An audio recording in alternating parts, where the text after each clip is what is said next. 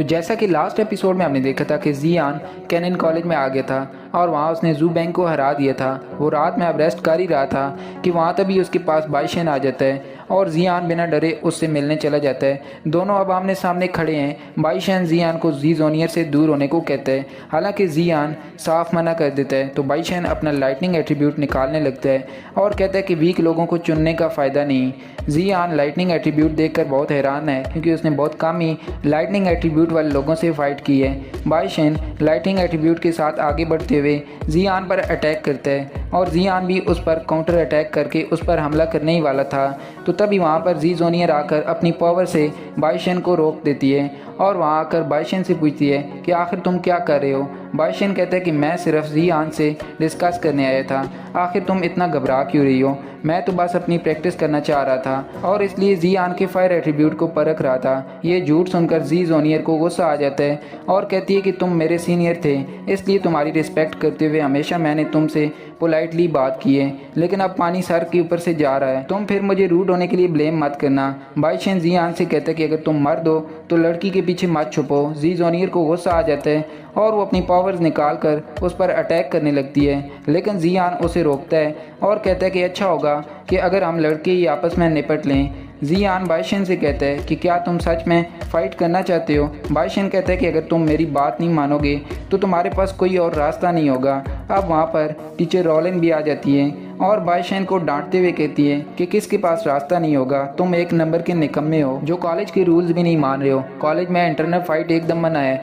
अगर तुम जियान को चैलेंज करना चाहते हो तो तुम टूर्नामेंट के अंदर कर सकते हो, इससे तुम्हें बदनामी की जगह नाम मिलेगा। जियान जी जूनियर के साथ अब आगे जाने लगता है, लेकिन बाइशन उसे रोकते हुए कहता है कि मैं तुमसे ज़रूर लड़ूंगा और तुम्हें सबक सिखाऊंगा, बस टूर्नामेंट में तुम किसी से नॉकआउट ना होना और बाद में फिर आज की तरह किसी लड़की के पल्लू का सहारा मत लेना। जी जूनियर ने जिसको पसंद किया है, मैं उम्मीद करता हूँ कि वो कायर नहीं होगा। जियान जाते जाते अपने फायर एट्रीब्यूट की वेव छोड़ जाता है, जिससे बाइशन एक पल के लिए तो डर जाता है और वो उसकी ही बेइज्जती कर देता है। बाइशन गुस्से में कहता है कि अगर तुम हार गए तो तुम्हें ये कॉलेज छोड़ना होगा। जियान उससे पूछता है कि क्या तुम श्योर हो कि तुम्हें लोग बाइशन बुलाते हैं, इडियट नहीं। जियान और जी जूनियर अब छत पर जाकर मून देखने लगते हैं और ये जी जूनियर को काफ़ी पसंद आ रहा था। जियान उससे इन 2 सालों का हाल चाल पूछता है और फिर उसे अपने हाल चाल बताता है कि वो इन 2 सालों में कहाँ और कैसे रहा। जियान बताता है कि जब उसने उतान सिटी छोड़ी तो तब वो वारक्राफ्ट माउंटेन पर प्रैक्टिस करने के लिए चला गया था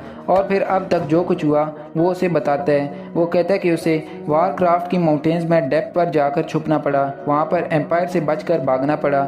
योन लैंगजो ने मुझे मारने की पूरी कोशिश की और उसकी सेक्ट मास्टर युनजी ने तो मुझे पकड़ ही लिया था। युनजी मुझे पकड़कर मारने की ताकत भी रखती थी, लेकिन उसे हमारी पुरानी फ्रेंडशिप याद आ गई थी और उसने मुझे जाने दिया। अब योन सेक्ट की पहुंच कैनन कॉलेज तक नहीं है, इसलिए जियान यहाँ सेफ है। ये सब नीचे खड़ी टीचर रॉलिन भी सुन रही थी और वो दुखी हो रही थी कि इतनी सी उम्र में जियान को इतना कुछ झेलना पड़ रहा है। इसमें कोई और रीज़न की ज़रूरत नहीं है कि ये इतना ताकतवर क्यों है।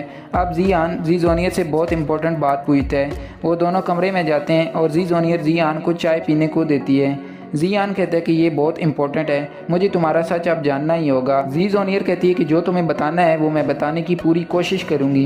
जियान कहता है कि मेरे मास्टर ने कहा है कि जब मैंने पहली बार योन लैंगजो को छोड़ा था तब योन लैंगजो ने बदला लेने के लिए मेरे जियाओ फैमिली पर हमला कर दिया था। जब तक मैं वापस आया तब तक जियाओ फैमिली का काफ़ी लॉस हो चुका था। जियान आगे बताता है कि मेरे फादर ने फैमिली को प्रोटेक्ट करने के लिए उनसे फाइट की। अकेले ही वो बहुत अच्छी फाइट करने लगे, लेकिन तभी लड़ते लड़ते वो कहीं गायब हो गए, तब से वो लापता हैं। जी जूनियर कहती है कि कहीं यून सेक्ट ने तो नहीं पकड़ लिया। जियान कहते हैं कि जो इन्फॉर्मेशन मेरे हाथ लगी है उसके हिसाब से तो नहीं, वो अभी के लिए तो शायद डेंजर से बाहर हैं, लेकिन ये नहीं पता कि वो कहाँ हैं। मेरे ख्याल से तो इस मैटर में कोई और इन्वॉल्व है और वही मेरे फादर को लेकर गई है। और तुम्हारा बैकग्राउंड बहुत ज़्यादा बड़ा है, मैं तुम्हारे पीछे खड़ी पावर को अच्छे से जानता हूँ। तुम्हारा जियाओ फैमिली से कुछ नाता था, इसलिए तुम बचपन से हमारे साथ ही रह रही हो। तो यहाँ पर इस पार्ट का एंड हो जाता है। अगर आपने इससे पिछला एपिसोड नहीं देखा तो वो भी देख लीजिए और इससे रिलेटेड और भी वीडियोज़ के लिए हमारे इस वीडियो को लाइक कीजिए। Thank you so much.